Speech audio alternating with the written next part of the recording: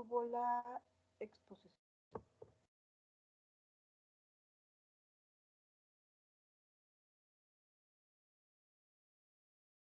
Listo. Pone que deben de estar viendo ya la presentación en PowerPoint. ¿Sí la estamos viendo?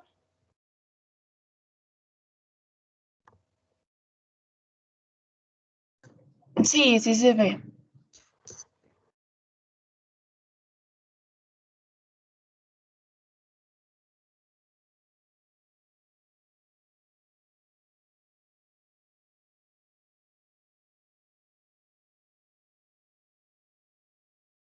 Ponerla como presentación.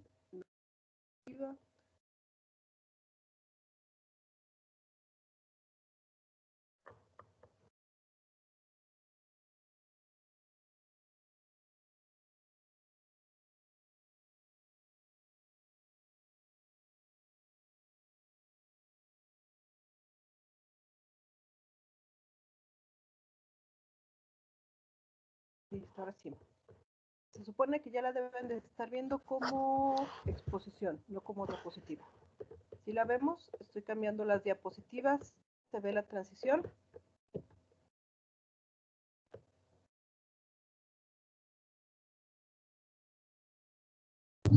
Sí. Ok, entonces, si se acuerdan, chicos, hace ya bastantes días, 2 semanas más o menos, comenzamos con la unidad número 4. Voy a retomar de nuevo el inicio de la unidad número 4 para ubicarnos otra vez, porque tiene un buen rato que no le dimos seguimiento, entonces para más o menos acordarnos. Ok, entonces estas primeras diapositivas ya algunas las platicamos.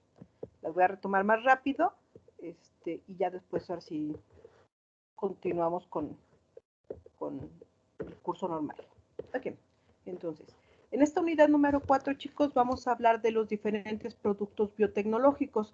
Se supone que las unidades anteriores, pues ya más o menos ubicamos cómo funciona la biotecnología microbiana, hablamos de los microorganismos involucrados, algunos de sus procesos bioquímicos, vimos el entorno industrial en el cual tenemos que acomodar o tenemos que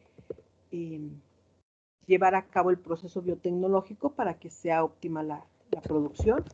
Y ahora pues vamos a hablar ya de algunos productos muy específicos.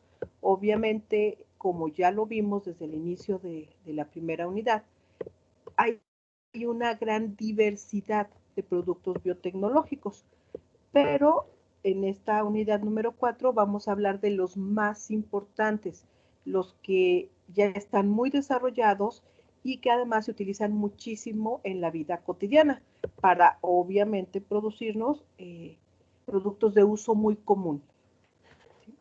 Ahora, dentro de estos productos biotecnológicos, uno de los primeros usos de esta biotecnología microbiana y que además se utiliza muchísimo es para obtener producción de energía.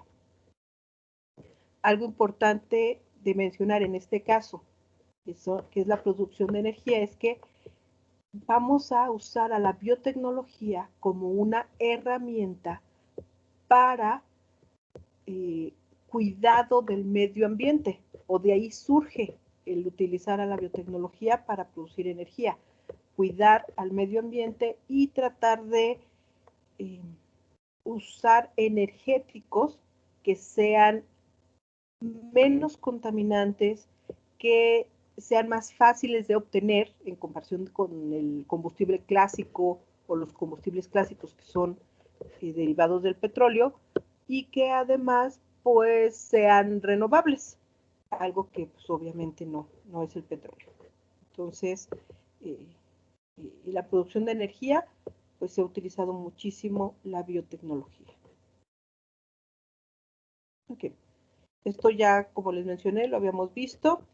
Sabemos que la energía es necesaria para todas las actividades humanas. Necesitamos energía para llevar a cabo nuestros procesos tanto cotidianos en nuestros hogares como a nivel industrial. ¿Sí? Ahora,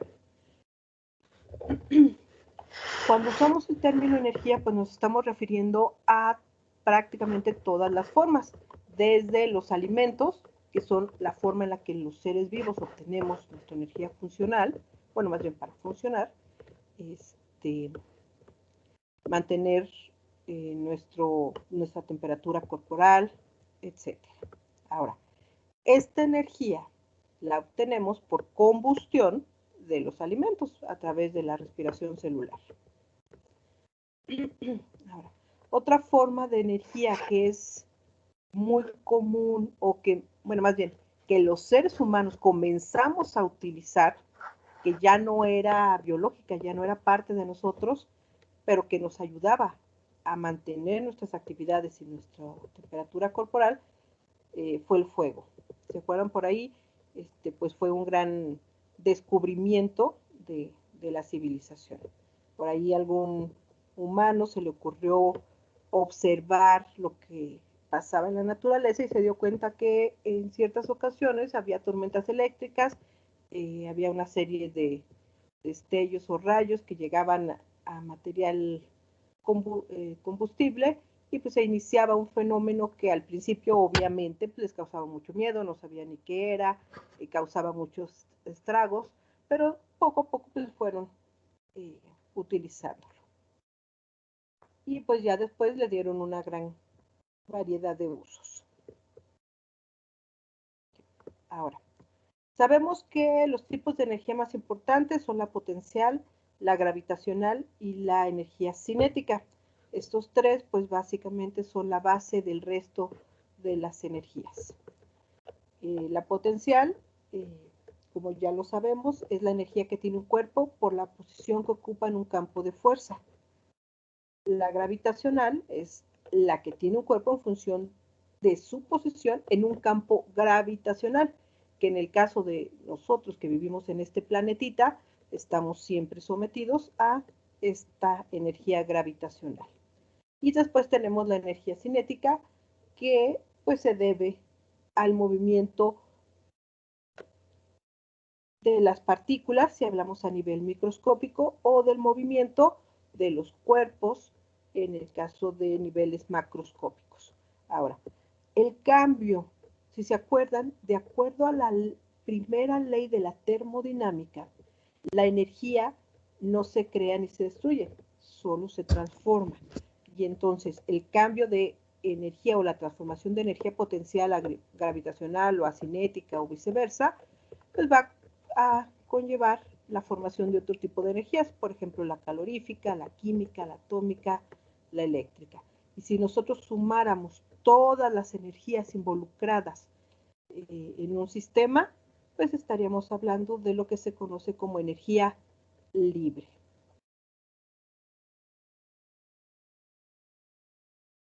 Ahora, como mencionamos, esta energía pues sufre transformaciones. Nunca se crea, no se destruye, solo se transforma de una a otra forma. Y en este sentido, desde el punto de vista de uso de la energía, podemos tener dos tipos, la energía primaria y la energía secundaria. La energía primaria es aquella que se encuentra disponible en la naturaleza y que podemos fácilmente o relativamente fácil utilizar. Y después tenemos a la energía secundaria. Esta es un conjunto de productos energéticos que han sido transformados para su utilización. ¿Qué quiere decir, chicos? Que en la energía secundaria nosotros no es que la creemos, pero sí hacemos una serie de procedimientos para utilizarla. No la tomamos tal cual de la naturaleza, sino que nosotros, a través del uso de diferentes herramientas, de diferentes procesos, la utilizamos. Bueno, la generamos y la utilizamos. Ahora, estos dos tipos de energía también se pueden subdividir en varios grupos o varias clases. Por ejemplo, la energía primaria se puede clasificar en renovable y no renovable. Dentro de la renovable tenemos la energía eólica, la solar, la hídrica, la biomasa o la generada por la biomasa y la geotérmica. Dentro de la no renovable tenemos al carbón, al uranio, al petróleo y al gas natural. Estos últimos, chicos, esta energía primaria no renovable, si se fijan, en realidad son fuentes productoras de energía. El carbón como tal no va a producir energía. Si yo lo combustiono, me genera energía. El uranio como tal sí genera energía en forma de radiación, pero normalmente en la naturaleza no está, ¿cómo podríamos llamarle? No está tan expuesto, no está así como que abierto libremente a todo el sistema para que esa radiación esté pues, circulando tan fácilmente. Normalmente el combustible nuclear, la naturaleza, que es bastante sabia, la empaca en estructuras geológicas para que pues no esté, como es una energía de muy alta potencia, para que no esté tan disponible. Entonces hay que buscar un poquito estos combustibles nucleares. Pero son naturales, nosotros no los creamos. Existen en la naturaleza, solo hay que desempacarlos, por llamarlo de alguna manera. En el caso del petróleo, pues más o menos ocurre lo mismo. El petróleo como tal no es una energía, pero su combustión me va a producir energía, igual que el gas natural.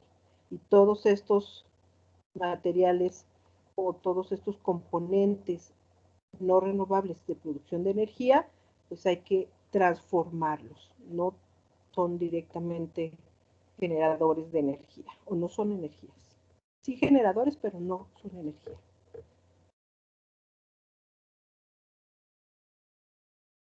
Okay.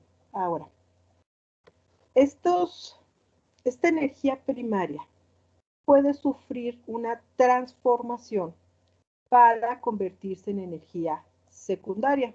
Entonces, por ejemplo, la energía solar a través del uso de paneles fotovoltaicos se transforma en energía eléctrica y después esta energía eléctrica le podemos dar un montón de usos a nivel residencial, transporte, industria, sector agropecuario y de servicios.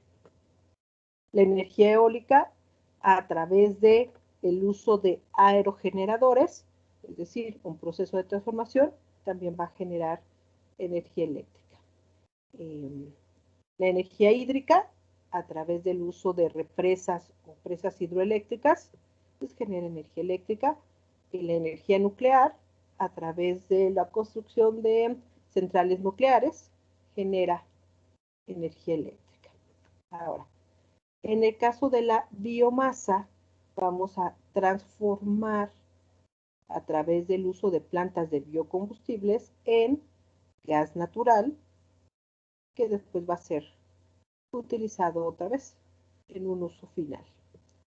Esta misma biomasa, a través de la generación de biocombustibles, puede generarnos electricidad y nos puede generar algunos compuestos parecidos al gas, a las naftas, a la gasolina, etcétera. Es decir, a combustibles fósiles.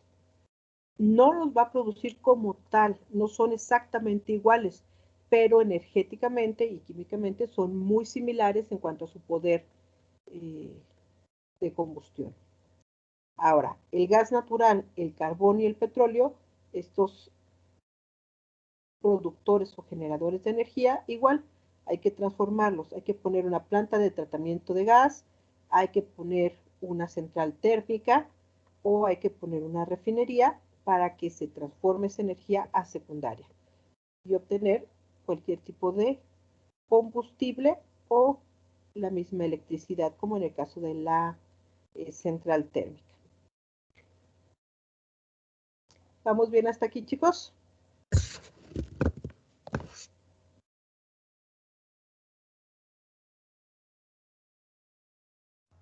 Sí.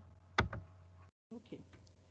Ahora, para darnos una idea de la importancia que tiene la energía para nuestras actividades, pues aquí les puse una grafiquita muy interesante que me encontré. En los últimos 35 años, chicos, se ha duplicado el uso de la energía, ¿sí? Más o menos para 1978, en América del Norte se usaban 2.000 millones de TEPs. ¿Qué es un TEP? Tonelada equivalente de petróleo. Estas unidades son las que se utilizan para cuantificar la capacidad energética de los diferentes combustibles. Es decir, qué tanta energía me va a generar su uso. Por ejemplo, el carbón, cuánta energía me va a producir, el gas natural, la energía eólica, etc. Entonces, aquí en azul podemos ver el gasto energético de América del Norte, incluye nuestro país. En verde tenemos América del Sur, Europa y Eurasia en amarillo, el medio oeste en blanco, África en negrito y Asia Pacífico en rojo.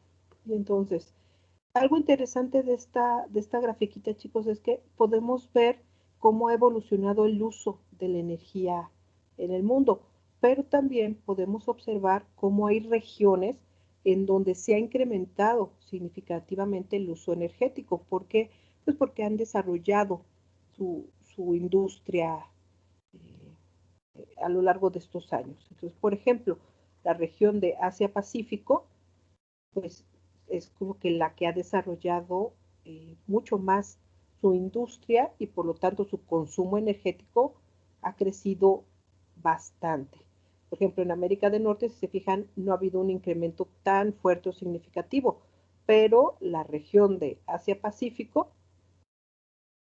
hablamos específicamente de China y de India, pues sí han duplicado su consumo energético. ¿Por qué? Pues es lógico, es donde se ha ido incrementando la producción industrial en los últimos años. Fíjense que prácticamente casi todos los productos que tenemos en el mercado y de consumo, plásticos, etcétera, pues se producen en China, ¿sí? La ropa, los utensilios electrónicos, pues casi todos los productos de uso diario son producidos en esta región. De ahí esta información de su producción energética. Okay. Vamos a hablar de la energía primaria. Como habíamos mencionado, estamos hablando de energía que la naturaleza nos otorga o que está directamente en la naturaleza y la podemos usar fácilmente. Hablamos desde la solar hasta el petróleo. En el caso de la energía solar, chicos, pues dijimos que la vamos a transformar en energía eléctrica a través del uso, por ejemplo, de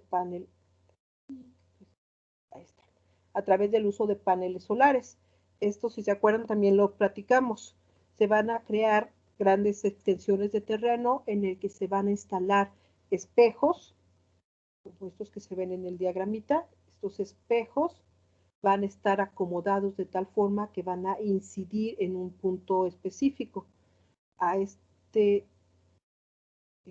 punto específico va a ser una instalación, que es una especie de torre, en la cual vamos a tener al interior de la torre un serpentín o una tubería que va a conducir, en algunos casos puede ser agua, en otros puede ser otro fluido como un gas. Y entonces la idea es que todos estos espejos van a reflejar, van a tomar la energía eléctrica, la energía solar, ¿sí? van a cambiar la dirección de la energía solar. Entonces van a tener una inclinación de tal manera que incide la energía solar, el espejo la refracta hacia un punto común y en ese punto, chicos, es donde va a estar ubicado el serpentín con el fluido. La idea es que el fluido que está al interior de la tubería o serpentín absorba esta energía solar que, como es incidencia de muchos espejos, pues puede alcanzar temperaturas muy altas, incluso hasta de 1000 o 2000 grados centígrados, dependiendo de la cantidad de espejos y la zona en la que se encuentre ubicado el parque geotérmico. Y entonces este calor que es absorbido por el fluido al interior del serpentín, el fluido caliente ya, va a viajar por el resto del serpentín y va a llegar a una especie de aljibe o estructura cementada que va a contener agua. ¿Sí? A esta estructura se le conoce como generador de vapor.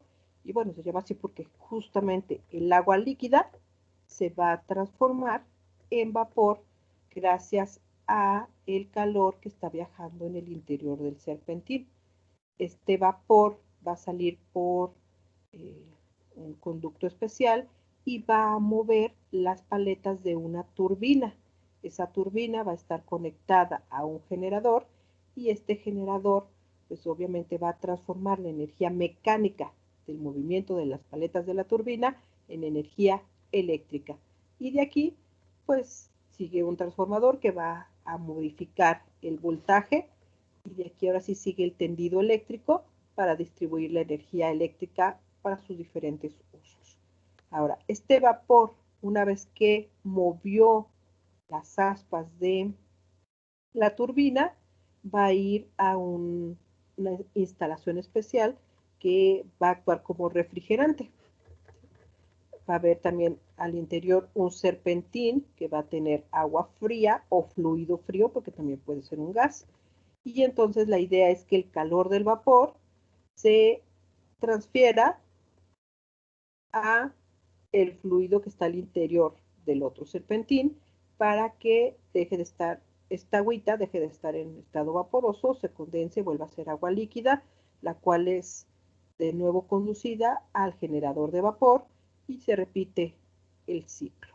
Y entonces, básicamente todo lo que tenemos en el sistema es una serie de intercambio de calor, desde un fluido frío hasta un fluido caliente, y obtener el vapor, que en realidad es el que va a hacer la chamba de generar la energía. Al sistema de los espejos y el serpentín que está ubicado en la torre con el punto de incidencia común se le conoce como heliostato y se supone que ese es el punto, o sea, todo el sistema es el que va a aprovechar la energía solar. Ahora, estas centrales térmicas, chicos, ocupan grandes extensiones de terreno porque hay que poner muchísimos espejos para que la cantidad de energía que se requiere, la energía solar que se requiere para calentar el fluido y luego que ese fluido caliente el vapor y que ese vapor genere el movimiento, entonces se necesitan una gran cantidad de espejos. ¿Queda claro lo que es la central térmica, chicos?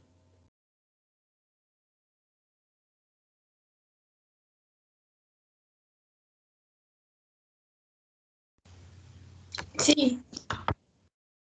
Ok, ahora, hay otro tipo de central generadora de electricidad que usa la energía solar, solo que en esta lo que se va a usar son una serie de celdas fotovoltaicas.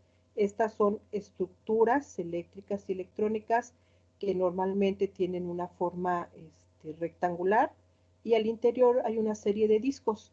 Estos discos están elaborados con diferentes materiales que son fotoexcitables, es decir, los fotones de la radiación solar van a provocar una serie de reacciones de óxido-reducción en el material que está constituyendo la célula fotovoltaica, y esas reacciones de óxido-reducción iniciadas por los fotones van a generar justamente directamente la energía eléctrica. Aquí no vamos a calentar vapor, ni ese vapor va a mover turbinas, ni de esa energía mecánica se transforma en energía eléctrica, no. Aquí los fotones directamente van a transformarse, o la energía de los fotones se va a transformar en energía eléctrica a través de estas series de reacciones de óxido-reducción que llevan a cabo los materiales que conforman cada una de las células fotovoltaicas. La célula es cada una de estas estructuras, estas plaquitas redondas. Un conjunto de células van a formar un panel fotovoltaico. La estructura que tiene cada célula pues es más o menos la siguiente. Vamos a tener un recubrimiento antirreflejante para que capte toda la mayor cantidad posible de fotones.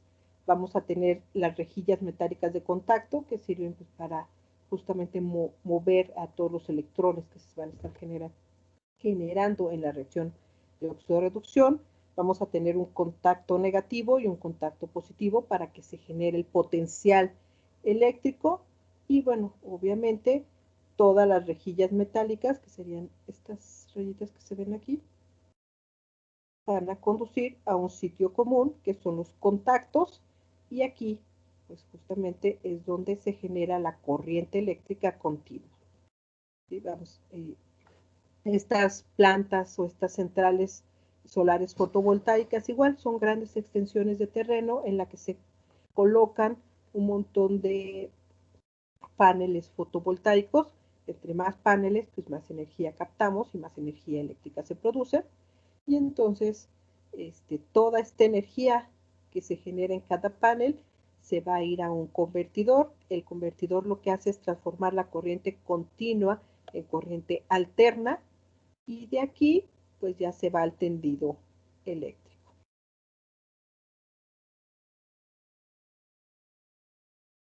Estos sistemas fotovoltaicos, chicos, son muy eficientes y cada vez se han ido desarrollando mejor. ¿En qué sentido? Los materiales con los que están constituidas las células fotovoltaicas. Antes, hace todavía algunos años, 10, 15, quizás 20 años, estos materiales eran, ¿cómo podemos llamarle? No eran tan eficientes para transformar la energía solar en energía eléctrica. Eran bastante eficientes porque se producía muy poca energía eléctrica a partir de los fotones. Ahora, pues todos estos materiales han ido evolucionando y son mezclas de diferentes elementos o incluso compuestos sintéticos que cada vez se vuelven más eficientes para transformar la energía solar. Tanto así que en la actualidad los paneles fotovoltaicos ya no son tan caros, porque antes eran muy caros por el material que estaba constituido, ahora ya son mucho más baratos y ya no son necesarios construir los grandes parques o centrales solares.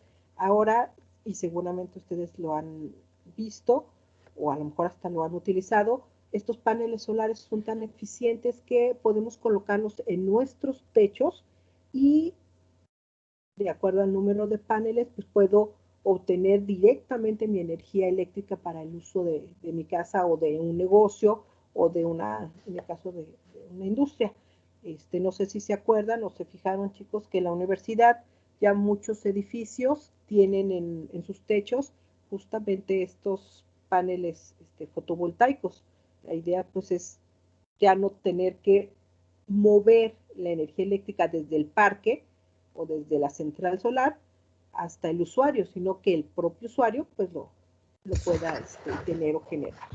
Y eso pues es una excelente opción porque se ahorra el tendido eléctrico, te ahorras todo el sistema de transporte que, bueno, además de ser caro, es ineficiente, es peligroso, bueno, no peligroso, pero sí es complicado porque si no tienes un buen control, puedes tener muchas pérdidas de energía, etcétera. Entonces, así, con este tipo de sistemas, pues casi que el usuario mismo tiene ahí su generación. Ahora, pero esto se ha logrado gracias a la mejora de estos paneles fotovoltaicos, específicamente pues en la elaboración de los materiales que van a transformar la energía de los fotones en energía eléctrica. A través igual, el funcionamiento es el mismo, reacciones de óxido-reducción, pero cada vez más eficientes. Después, chicos, tenemos a las centrales eólicas. Estas pues, también seguramente las han visto. Estas igual son grandes extensiones de terreno en donde se colocan un instrumento que se conoce como turbina generador o se conocen como aerogeneradores, que no son otra cosa más que una especie de reguiletes en los que tenemos la base y en la parte de arriba tenemos una serie de paletas que están unidas a una turbina. Esa turbina va a transformar la energía mecánica del movimiento de las paletas en energía eléctrica y pues ya después va a llegar directamente a un transformador. ¿Sí? Aquí el aire va a mover las paletas, pues es el que va a generar justamente nuestra energía eléctrica. Entonces, aquí el funcionamiento, pues básicamente es muy sencillo. Eso sí, no en cualquier lugar se puede poner una central eólica. Necesitamos un lugar en donde haya una incidencia periódica de corrientes ventosas. ¿Sí? No en todos los lugares hay vientos y no en todos los lugares la velocidad del viento es la suficiente para mover estas grandes estructuras metálicas. Entonces necesitan o se necesita hacer un estudio aerodinámico para saber en dónde y en qué dirección colocar cada uno de los reguiletes o aerogeneradores. Y bueno, obviamente, esta energía eólica, igual que la solar, pues son energías, se conocen como energías verdes o energías compatibles con el medio ambiente. ¿Por qué? Pues porque no generan residuos en su generación. ¿Sí? En el caso de los aerogeneradores, pues prácticamente no van a generar ningún tipo de residuo. En las centrales fotovoltaicas tampoco, ni en las centrales térmicas solares. Aquí no se genera ningún residuo, lo cual es bastante bueno para el medio ambiente. Ahora, el detalle es que, bueno, se usan grandes extensiones de terreno para colocarlas y pues esos terrenos pues ya no van a tener ningún otro uso. Entonces también se tienen que colocar en lugares donde el impacto ambiental que causan no sea tan fuerte. Obviamente si hay alguna especie endémica o algún servicio ambiental que se preste en esa zona, pues no se va a colocar este tipo de centrales. Son bastante aceptables, son muy buenas ecológicamente hablando, producen grandes cantidades de energía, es decir, son muy eficientes y pues es una alternativa bastante buena para el uso de la energía.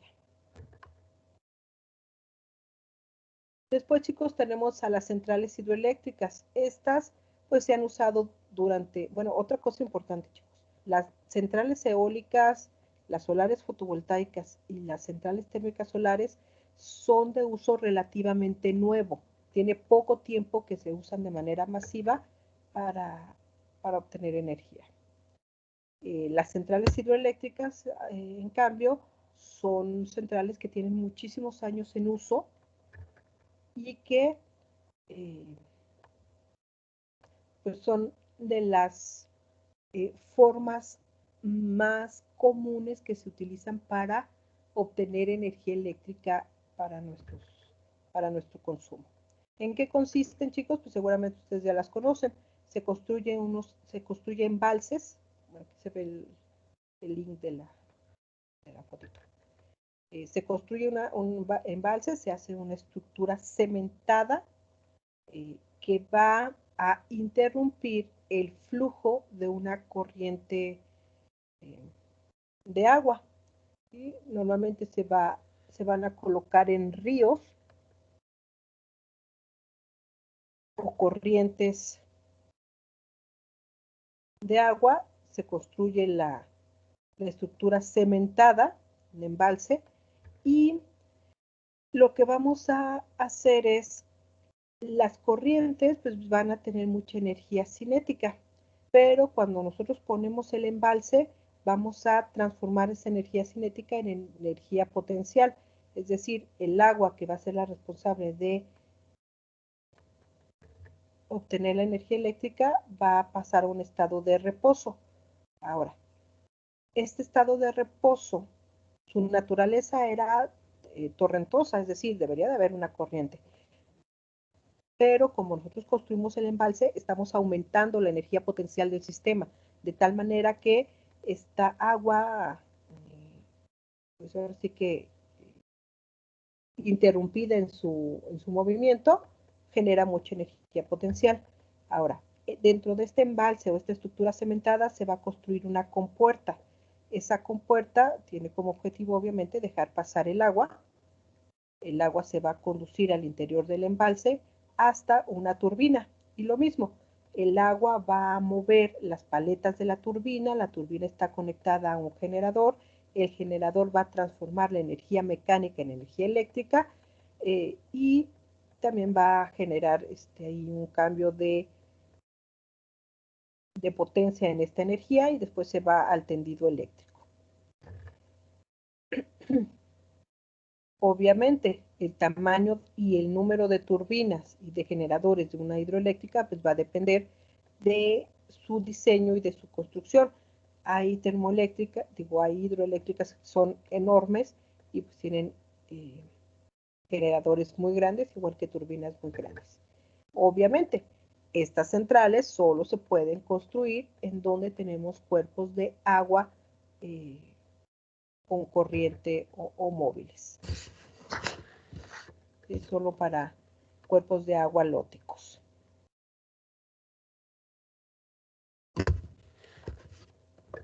¿Vamos bien hasta aquí, chicos? Bueno, una vez que el agua movió las turbinas, bueno, las paletas de la turbina, obviamente va a haber dentro del embalse un canal de desfogue para que el río pues siga su camino o que el cuerpo de agua siga su camino. ¿Vamos bien hasta aquí? Entonces, toda esta energía potencial se transforma en energía mecánica y después en energía eléctrica. Maestra, ¿puedo preguntarle algo? Claro que sí. ¿Qué tiene que ver esto con con biotecnología microbiana? Lo que pasa es que estamos hablando de cómo generamos energía. Entonces, si se acuerdan, aquí está. Dentro de los diferentes tipos de energías vamos a llegar a la de biomasa. Nada más que primero vamos a hablar un poquito de las otras fuentes de energía primaria para nosotros enfocarnos ya después en la de biomasa. Es una especie de introducción a la producción de energía.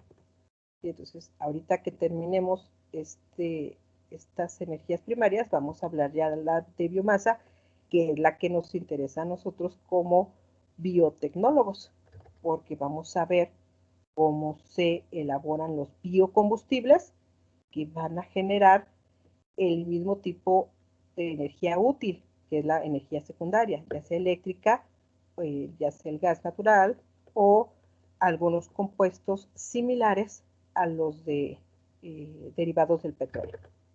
¿Sí, más o menos? Sí, maestra, gracias. Y acuérdense, es una introducción.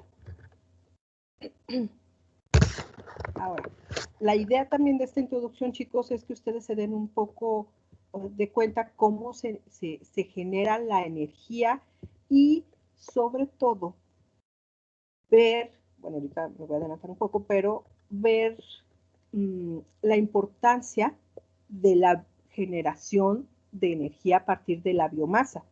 Es decir, si se fijan, todas estas estructuras pues necesitan grandes extensiones de terreno, necesitan instrumental especial, etcétera. Cuando veamos el uso de biomasa, nos vamos a dar cuenta que es una muy buena alternativa usar biomasa. ¿Por qué? Porque es mucho más sencillo, es más barato y puede ser igual de eficiente que cualquiera de las otras formas de obtener energía útil.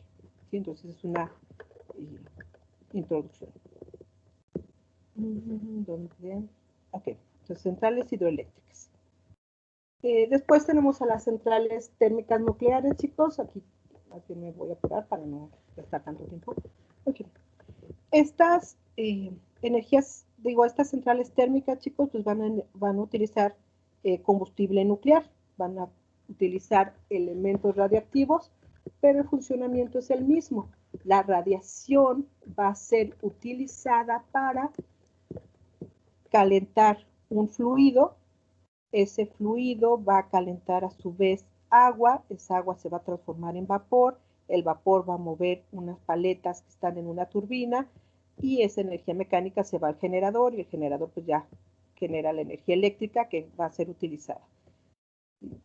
Una vez que este vapor mueve las turbinas, hay que enfriarlo a través de torres de enfriamiento, se condensa en agua, el agua vuelve otra vez al generador de vapor y está en contacto con la energía del combustible nuclear y pues, de esta manera se genera energía eléctrica.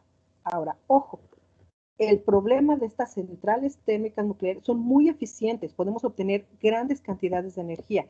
El problema es que el uso de combustibles nucleares pues es bastante peligroso. Entonces hay hay mucho riesgo en el uso de estas centrales térmicas. Son muy eficientes, son relativamente limpias porque no generan residuos, pero pues el uso del combustible nuclear es bastante peligroso y pues muy controversial. Okay. Después tenemos las centrales térmicas de combustibles fósiles, que son las que más se utilizan en la actualidad. El funcionamiento es el mismo. Voy a tener una caldera o un generador de vapor en el cual va un fluido, el fluido va a calentar el agua va a generar vapor, el vapor mueve las turbinas, etc.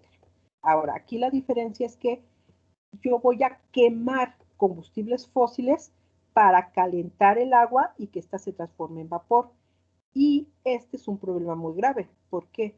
Porque la combustión de combustibles fósiles, válgase la expresión, genera muchísimos gases de combustión, tanto que son los principales, estas centrales térmicas son de las principales fuentes de generación de gases de invernadero o de gases que han provocado el cambio climático. Entonces, estas centrales son poco eficientes, generan muchos residuos y no son pues óptimas para el medio ambiente. Sin embargo, son las que más utilizamos. Las centrales térmicas que usan combustibles fósiles son las primeras que usamos los seres humanos y son las que nos generan la mayoría de nuestra energía eléctrica. Entonces no son tan buena opción.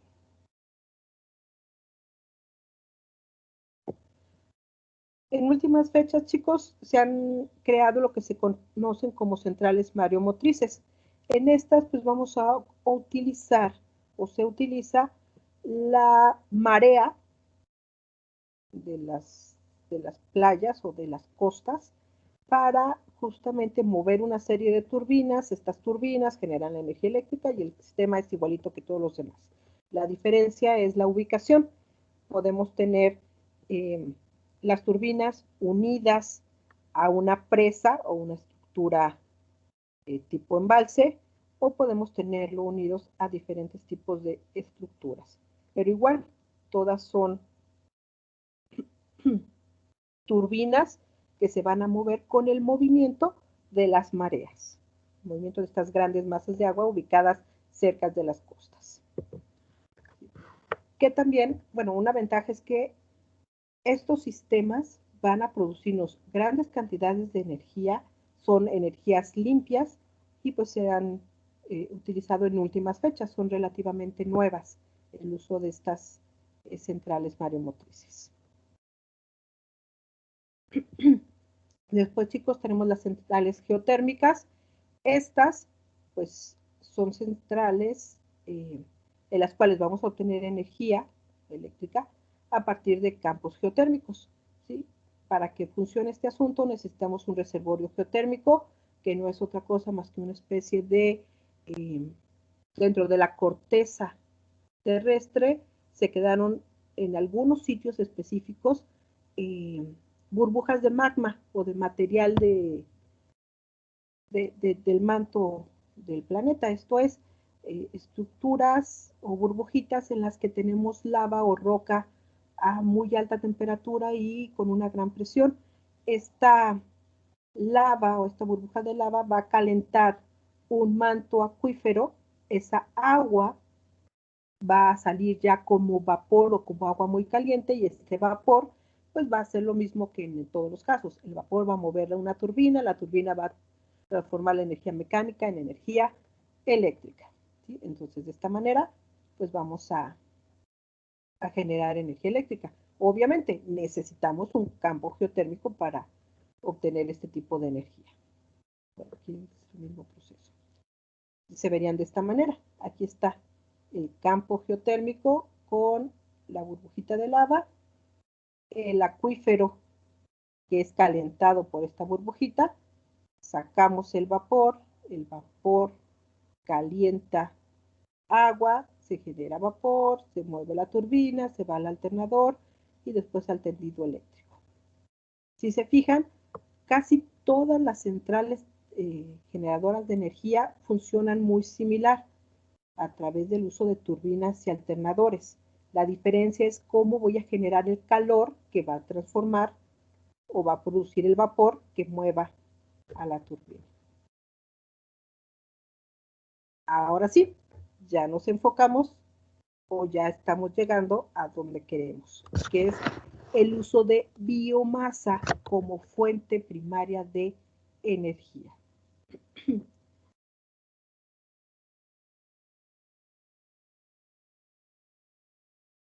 La biomasa la podemos definir como materia orgánica que se origina en cualquier proceso biológico, ya sea espontáneo o provocado, y que puede ser utilizada como fuente de energía. Es decir, a partir de esta biomasa yo voy a obtener una fuente primaria de energía. La biomasa se puede clasificar como biomasa natural, como biomasa residual o como biomasa de cultivos energéticos. Y la idea es extraer energía a través de la combustión directa o a través de la generación de combustibles, pero también la generación de abonos o de alimentos para otros seres vivos. Y entonces, la idea de utilizar biomasa para generar energía, pues es bastante adecuada, porque aunque no es tan eficiente como cualquiera de las otras formas de obtener energía, sí es una buena alternativa, sobre todo si vamos a utilizar biomasa residual. Y entonces la idea es matar dos pájaros de un tiro, obtener energía y deshacernos de un residuo que se genera en alguna otra de nuestras actividades industriales o productivas. Entonces ya nos ubicamos ahora sí aquí, en el uso de biomasa para obtener energía secundaria, ya sea electricidad, gas natural o cualquier otro compuesto de estructura similar a los derivados del petróleo.